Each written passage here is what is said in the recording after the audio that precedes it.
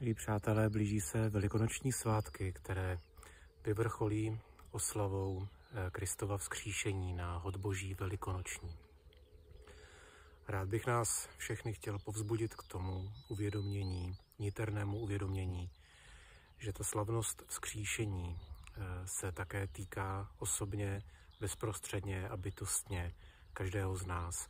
Velikonoce jsou také svátky našeho vzkříšení. A to, co bych moc přál každému z nás, je, abychom si právě o těch letošních velikonocích každý v srdci uvědomili a přijali to za pravdu, za skutečnost ve svém životě.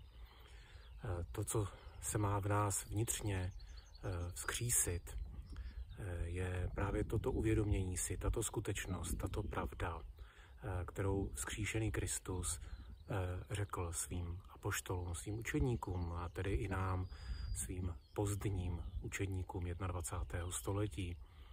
A on na ně dechl a řekl: přijměte Ducha Svatého, komu odpustíte hříchy, tomu jsou odpuštěny. A řekl jim také: šolom alejchem, pokoj vám. To vzkříšení, to niterné vzkříšení, které nám všem přeju, souvisí právě s těmito Ježíšovými slovy. Přijměme pokoj vzkříšeného Krista do svého srdce. Přijměme jako svůj úkol, své poslání šířit Boží odpuštění a sami z tohoto odpuštění žijme.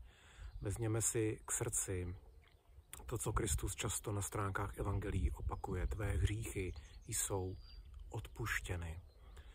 Víte, co to znamená? To znamená, že i když se z morálního hlediska nevnímáme jako čistí, tak z duchovního hlediska již jsme čistí.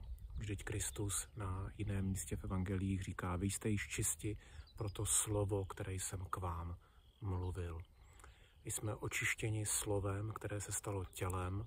Jsme očištěni slovem, které nás obdarovalo na kříži svým vlastním životem.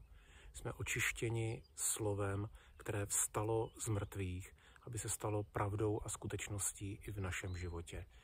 Kéž se s Boží pomocí tedy toto vše stane jako pravý velikonoční zázrak o velikonocích léta Páně 2024. K tomu nám Pán Bůh dopomáhá. Amen. Aleluja.